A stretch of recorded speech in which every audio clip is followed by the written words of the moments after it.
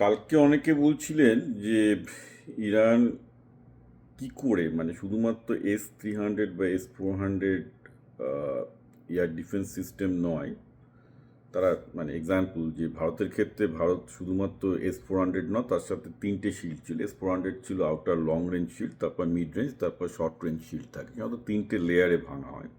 ভারতে বোধহয় চারটে লেয়ার ছিল, ইরানের তিনটে লেয়ার ছিল। কিন্তু যে ইন্টারেস্টিং খবরটা সামনে আসছে যে এই ইরানের কিন্তু এই শিল্ডিংয়ের ম্যাক্সিমামটা চায়নার তৈরি। আউটার লেয়ারে সেই পাকিস্তানের যেটা ছিল HQ-9B, বোধ HQ-9B, এইটাও কিন্তু চায়নাতেও ইরানেও ছিল, মানে আউটার লেয়ারে, যেটা অ্যাকচুয়ালি 400 কিলোমিটারের রেডিয়াসটাকে কন্ট্রোল করে। ইন্টারনাল দুটো লেয়ার, যেটা মিড রেঞ্জ আর শর্ট রেঞ্জ, ওখানে কিছুটা ইরান মেড ইন্ডিজিনিয়াস সিস্টেম ছিল, প্লাস চায়নার সিস্টেম ছিল এই ম্যাক্সিমাম।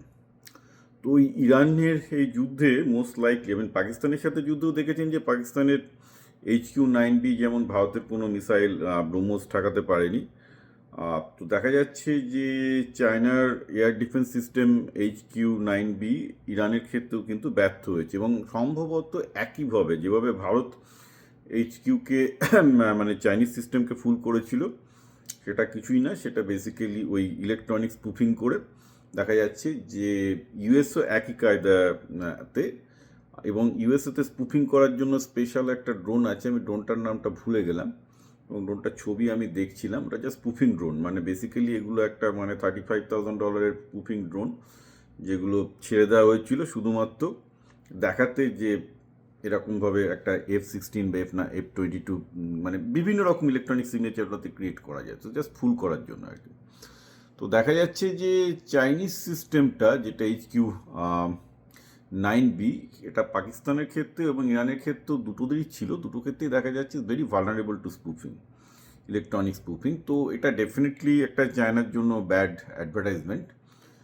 কিন্তু পাশাপাশি এটাও সত্যি যে তাদের রাশিয়ান S-400 S-300 সিস্টেমও ছিল, সেটাও কিন্তু স্পুফড হয়ে গেছে। অর্থাৎ যেটা বলা যেতে পারে, পাকিস্তানের সাথে ভারতের যুদ্ধে পাকিস্তান ইন্ডিয়াকে স্পুফ করতে সক্ষম হয়নি, হয়তো সেরকম spoofing advance electronic spoofing system Pakistan এখনও ডেভেলপ করতে পারেনি, যার জন্য ভারতে S-400 এবং ভারতের ইন্টারনাল সিস্টেম পুরো সাফার করেছে। কিন্তু এটাতে একটা প্রশ্ন তুলে দিচ্ছে। প্রশ্নটা হচ্ছে এই যে এই এই ধরনের ইলেকট্রনিক্স ডিফেন্স সিস্টেম আদৌ কতটা মিসাইলের হাত থেকে বাঁচাতে পারবে যদি এরকম স্পুফিং মেকানিজম চালু থাকে। কারণ একটা ব্যাপার হয়ে গেছে, যেটা আমরা দেখতে পাচ্ছি যে ইসরায়েলের ক্ষেত্রেও কিন্তু প্রায় 2% মতো ইরানিয়ান মিসাইল গড়ে গিয়ে ইসরায়েলের যথেষ্টই ক্ষতি হয়েছে।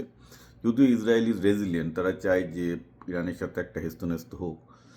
কিন্তু ইন্টারেস্টিংলি এয়ার ডিফেন্স সিস্টেম পৃথিবীতে, সে প্যাট্রিয়টিক ব্যাটারি হোক আর হ্যারিস সিস্টেমই হোক, কোনো সিস্টেমই যে খুব একটা ভালো কাজ করছে যে একদম মানুষকে পুরো নিরাপত্তা দিতে পারবে তা নয়।